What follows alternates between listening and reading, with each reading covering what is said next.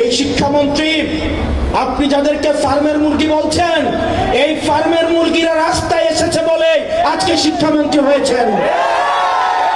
এই ফার্মের মুরগিরা রাস্তায় নেমে এসেছে বলেই শিলং থেকে এসে সংবিধান বিশেষজ্ঞ হয়েছে।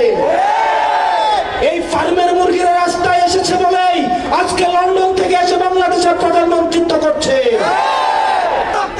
আমাদের একজন শিক্ষামন্ত্রী আমরা পেয়েছি, স্ট্যান্ডবাজিতে উস্তাদ এবং টেন্ডারবাজিতে উস্তাদ।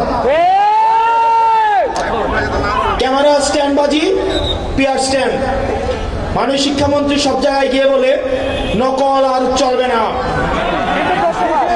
2026-এর শিক্ষার্থীরা আপনাদেরকে দেখিয়ে দিচ্ছে এই স্ট্যান্ডবাজি আর বাংলাদেশে চলবে না।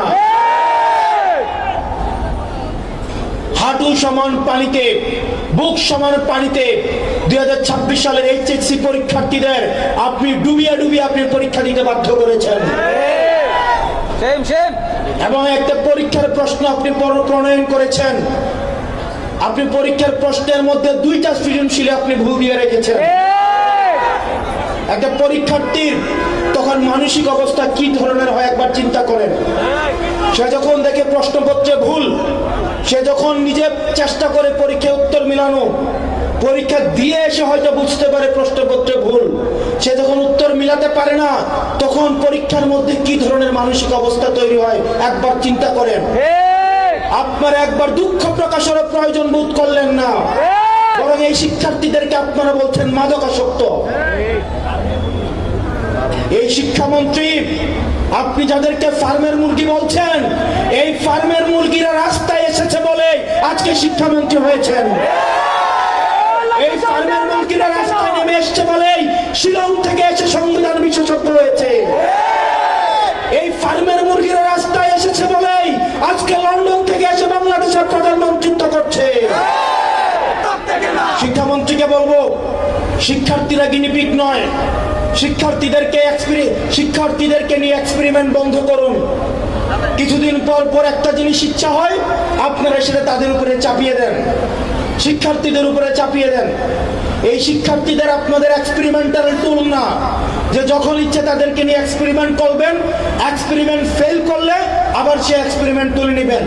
কারণ আপনাদের সন্তানরা দেশে পড়াশোনা করে না, আপনাদের সন্তানরে আপনারা বিদেশে রেখে পড়াশোনা করান। পরের সন্তানদেরকে রাস্তায় রেখে রাজনীতি করাবেন, পরের সন্তানের ভবিষ্যৎকে নষ্ট করবেন, পরের সন্তানদেরকে নিয়ে এক্সপেরিমেন্ট করবেন।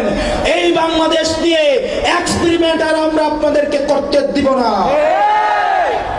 2026 সালের এইচএসসি পরীক্ষার্থীদের প্রতি সংবেদনশীল আচরণ করার অনুরোধ করব।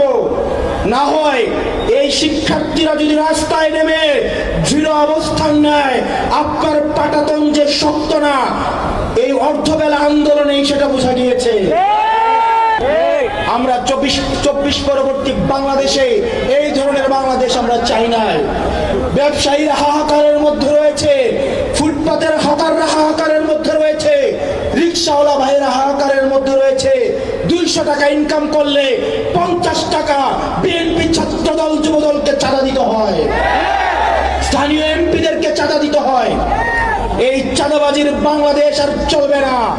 আপনারা যদি মনে করে থাকেন এই চাঁদাবাজির যাত্রা আপনারা অব্যাহত রাখবেন, মনে করার দরকার নাই এভাবে বেশি দিন খাইতে পারবেন। হাসিনার হয়তো 17 বছর লাগছে। আপনারা এটা বলেন সত্য, প্রত্যেক দিন জুলাই হয় না, প্রত্যেক বছর জুলাই হয় না, কিন্তু যখন জুলাই হয় তখন পালানোর জায়গা পাবেন না। হাসিনার জন্য ইন্ডিয়া ছিল। আপনারা বলেন আপনারা বাংলাদেশপন্থী দল, আপনাদেরকে আমাদেরকে ইন্ডিয়াও নিবে না, পাকিস্তানও নিবে না, আমাদেরকে এই দেশের মধ্যেই থাকতে হবে। এবং আমরা যদি জনগণের আকাঙ্ক্ষার বিরুদ্ধে যাই, জনগণ আমাদের রাস্তার মধ্যে আমাদের বিচার করবে।